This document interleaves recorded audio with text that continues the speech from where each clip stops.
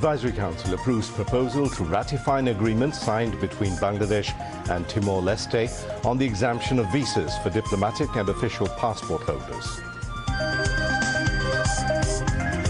July declaration soon after reaching broader consensus with all stakeholders.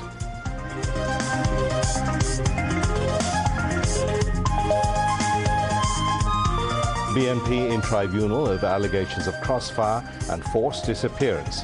A complaint has been filed with the International Crimes Tribunal over the killing of 2,276 leaders and activists. BNP chairperson Begum Khaleda Zia's treatment begins at London Clinic of UK.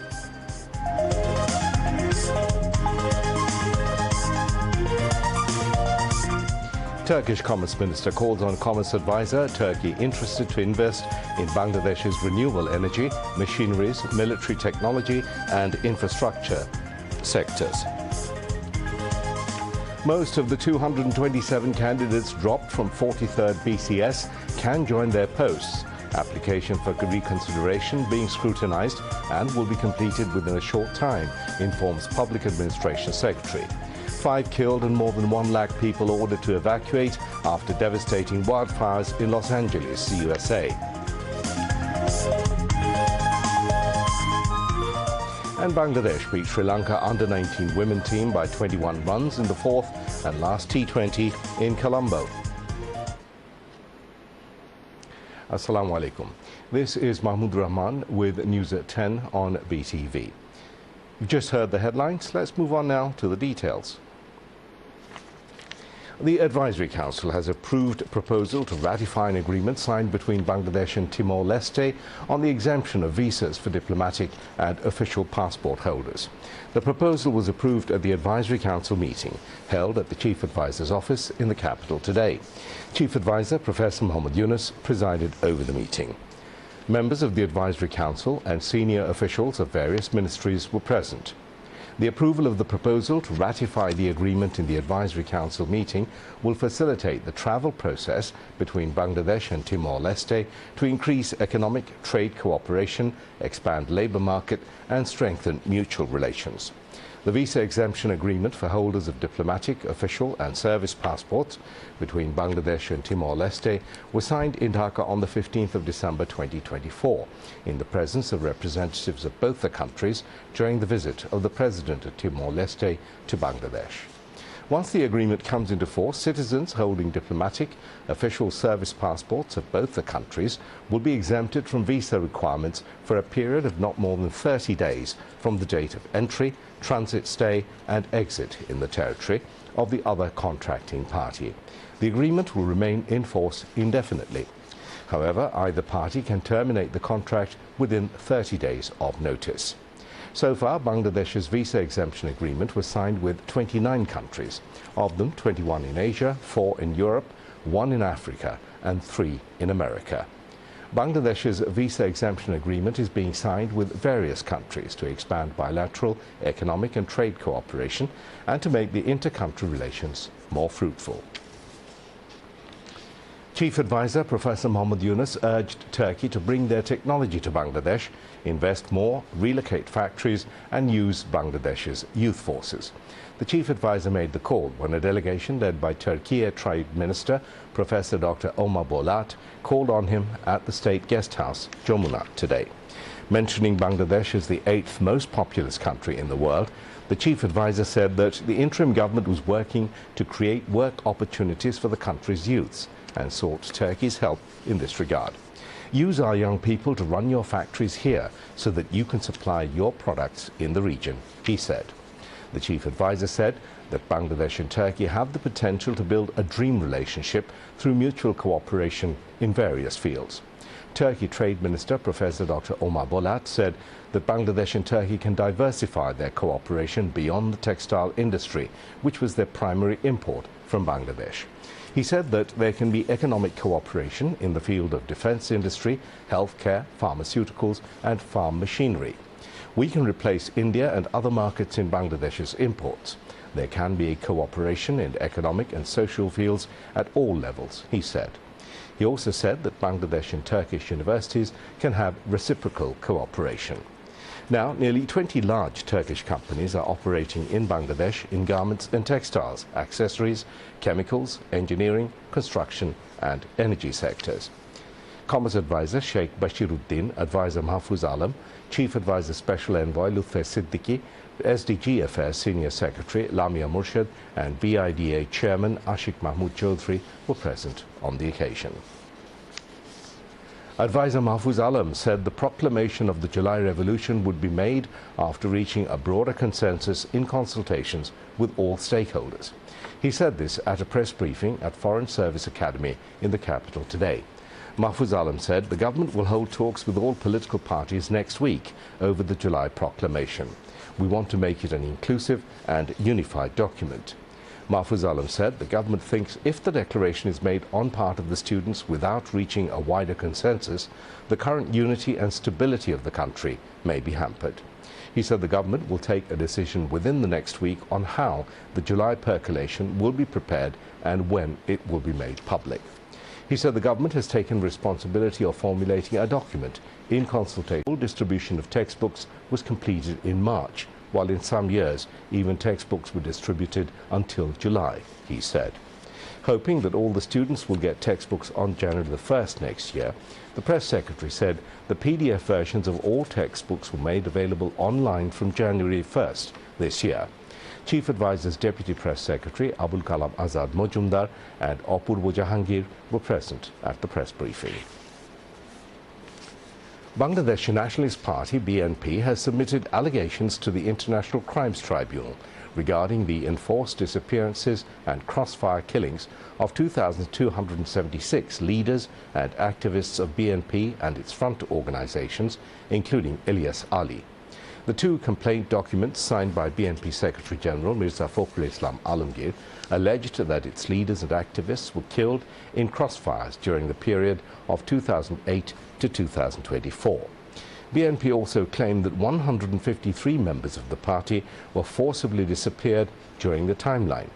Mohammed Salahuddin, coordinator of BNP's case data collection cell on enforced disappearances and killings, said they have submitted the complaints with the Office of the Chief Prosecutor of the International Crimes Tribunal in the morning.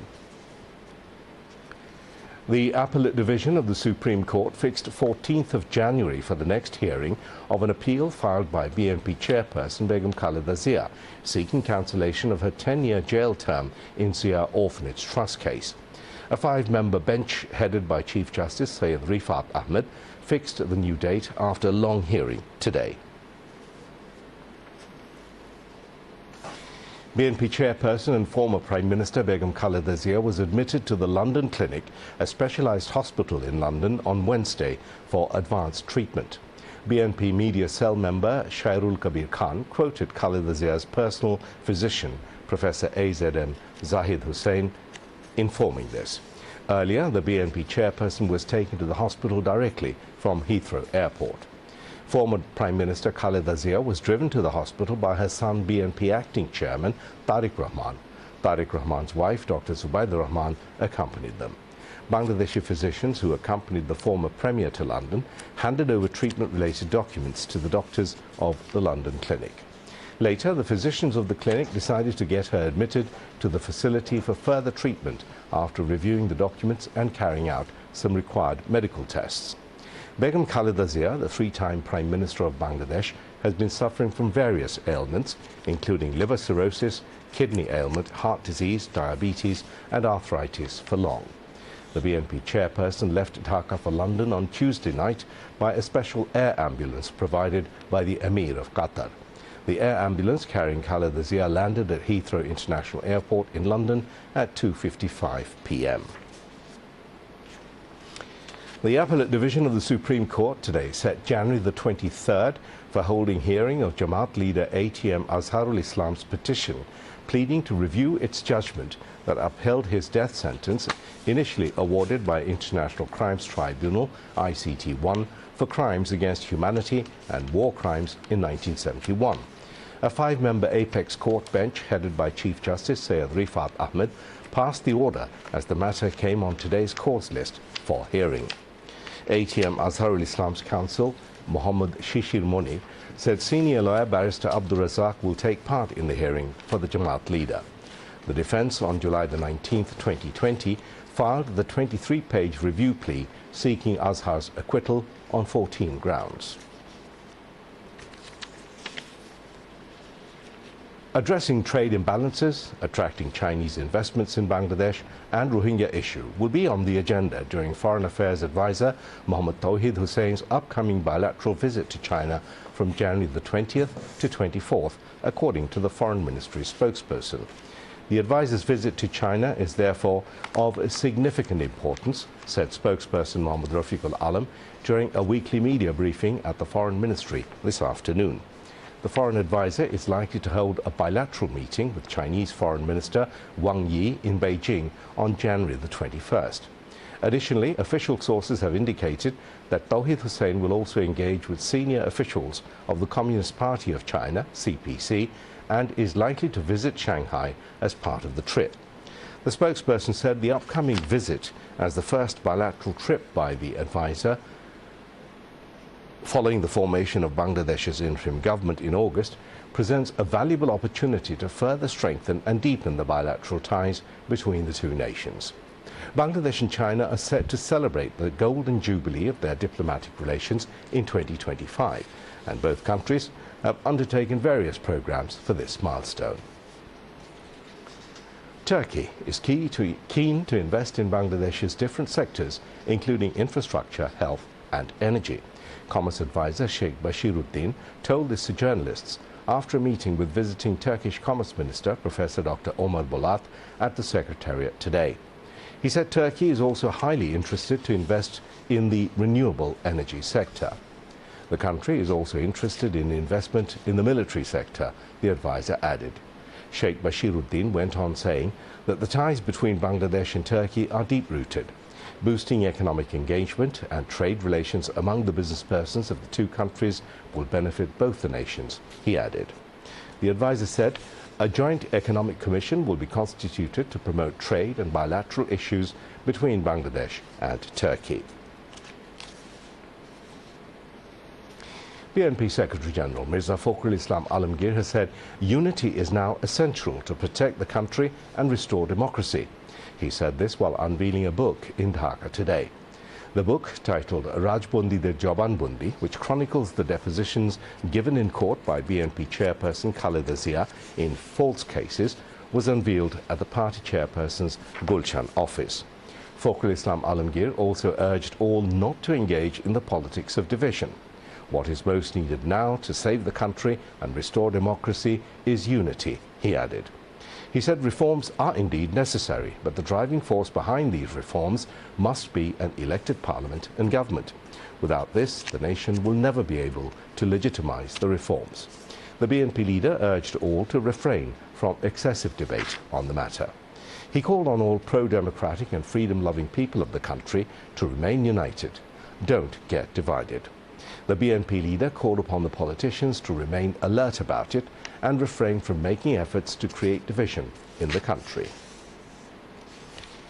Senior Secretary of the Ministry of Public Administration, Dr. Mohammad Mukhlisur Rahman, has said the majority of the 227 candidates excluded from the 43rd Bangladesh Civil Service BCS recruitment process are expected to rejoin their jobs.